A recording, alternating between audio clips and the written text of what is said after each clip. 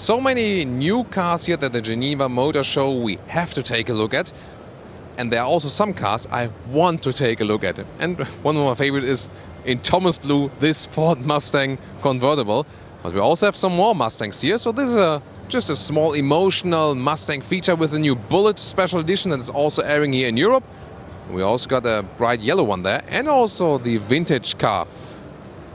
Let's check this one out.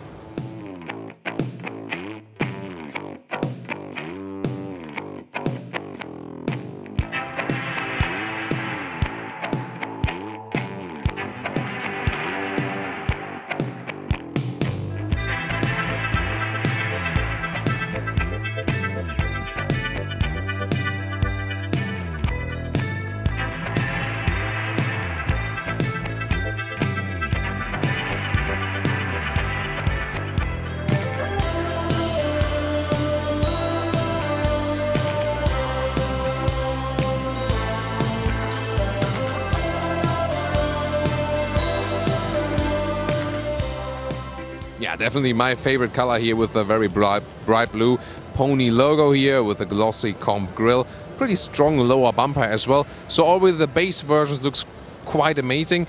5-liter V8 here under the hood, so it's the GT then. You know, there are also those Shelby versions, but some of the design elements are also taken over now. For example, you know, this air outtake or intake on the top of the hood looks a little bit more dramatic now. Also, there are new changes now from the next model year, especially for the European models, with the lane departure warning, for example, or the adaptive cruise control, and the front collision assist, because in the Europe NCAP crash test, the Mustang scored very badly, and that's why they made some assistance systems upgrade now. That will help, especially for the European crash tests. 19-inch rims here, and well, I found quite special, and only the 5-liter logo here. Well, the design line here, the shoulder line is pretty much straight, and design lines which are rather simple, and cars that look timeless usually have that are actually just made of some few design lines. That's also the case here for the Mustang. I think they had some generations which were not so much on point, but I think this current generation is really on point design-wise, at least already from the exterior. Even works very well as a convertible. Or what do you think? And the rear with the GT logo, if you have the biggest engine, well, there is also the 2.3-liter turbo boost available. With the smaller one, then you don't have it, the GT logo.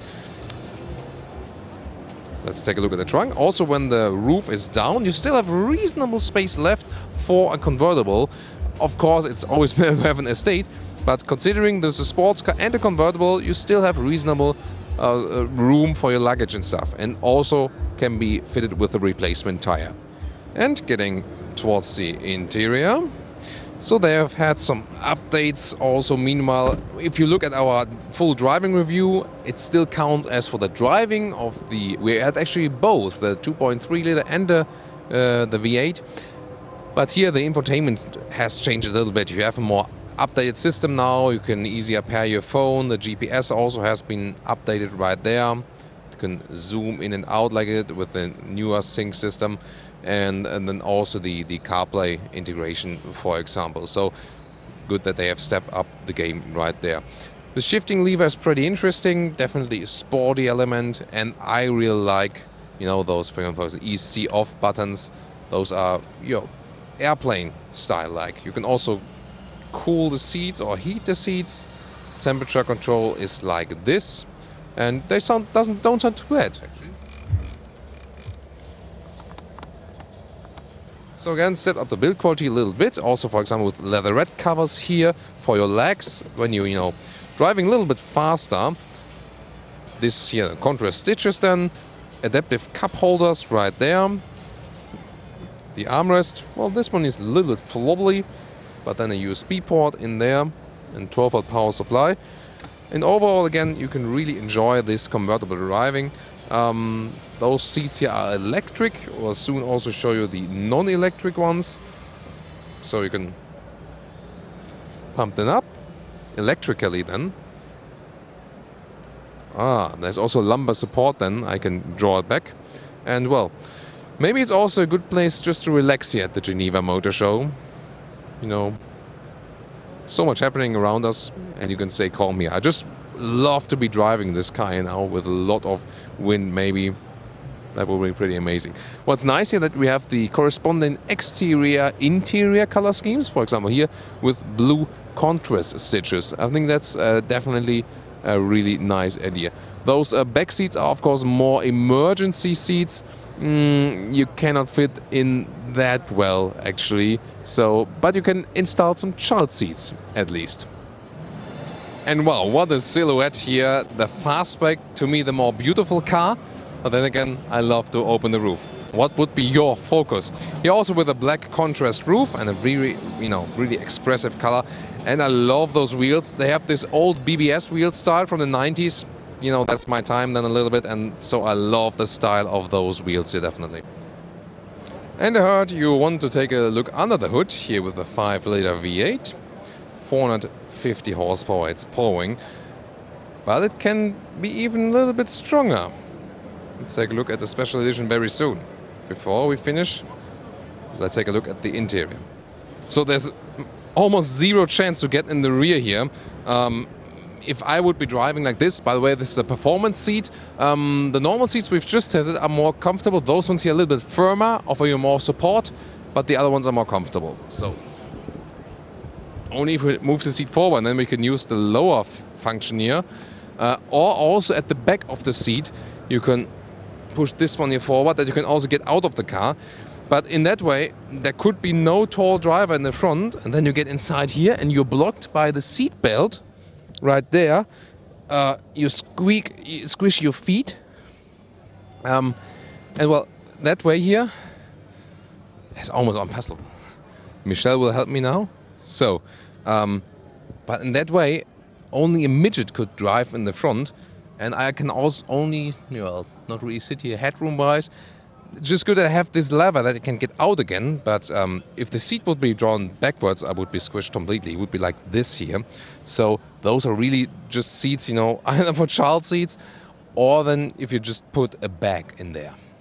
So let's open this Fastback Hatch. That's, of course, a little bit more room in a convertible. But considering it's a difference of coupe and convertible, the difference is not that huge than with other cars. So versatility-wise, I would just say, you can easily go for the convertible. You lose a little bit in height here, but you can't use this area usually anyway. So the convertible is actually not less versatile than the Fastback here.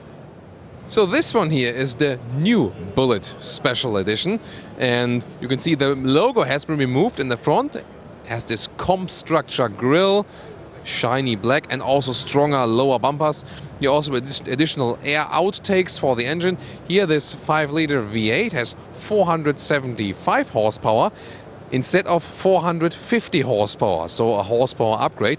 Then you can see in the side pro, it's nice that we are spinning around, right?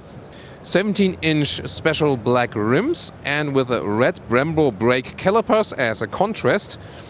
Then this one here is so-called dark Highland green, but it's also available in black.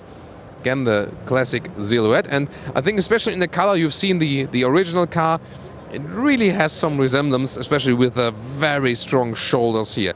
This one here, of course, double the price of the normal Mustang at least. And they're already sold out, too bad. But, a standard one you can always get. Let's also get to the rear here. What I found quite neat is that we have this basically, transparent rear lights. Also, diffuser style right there, and big exhaust pipes. And they are real. I just checked them. They are all four absolutely real. And a Bullitt logo at the rear. Also no Mustang logo there. So you have another special element for that. So let's take a look inside. What do we have here? So this is also the soft touch plastic, by the way, on the top part. Just the lower part is hard. This one, and again, soft touch. Also here, this is actually quite nicely designed. And the Bullitt logo at the lower part for the special edition. You also have special Recaro seats with the integrated head restraint, a little sportier setup. Well, in this special edition, they're all animal skin, but you have for the Mustang also leather red or something else, also fabric available depending on the market.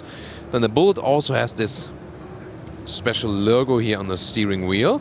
And even more special is actually that you can see there are no analog instruments. It's a new 12-inch screen. Unfortunately, it's not turned on at the moment, but this is also special and will also be available for the rest of the Mustangs. So also some interior tweaks. Well, my favorite part is here with the pool ball, it's called that way, as a shifting stick. So that's pretty neat, definitely. And also little upgrades then in the central console with the infotainment, also with the levers you can use there. So the very, very first Mustangs of this generation had, you know, some lacks of build quality here and there. Now they stepped it up also just a little bit. Looks like a lying position at the moment. I can get inside anyway. So just a very few cars of those ones here have been built. So I'm pretty lucky to sit in one. And let's pump it down first. You can see you can really pump. Whoa, that goes ages. It was all the way up. Who was sitting here? Really strange driving position. So Michelle was sitting here, yes. Good one. So that's more like it. And you know, the good thing is, in a lot of sports cars, you're pretty much cramped. But here, actually, you're still in a rather comfortable position. A little bit typical American style. So I like that you really have a GT, you know, also for a grand tour. Headroom-wise, by the way, I'm 1.86 or 6'1". Still some headroom left right there. And, well, you got this, you know, special Bullitt logo here in the front. But I have to admit now, they have some cool features in here, but somehow I like the Mustang logo better. Or what do you think? And we go to our conclusion with the vintage Bullitt vehicle. Wow, what a design icon. So classic. Look at the rear there, at the shoulder line. That is really amazing. Also the rims.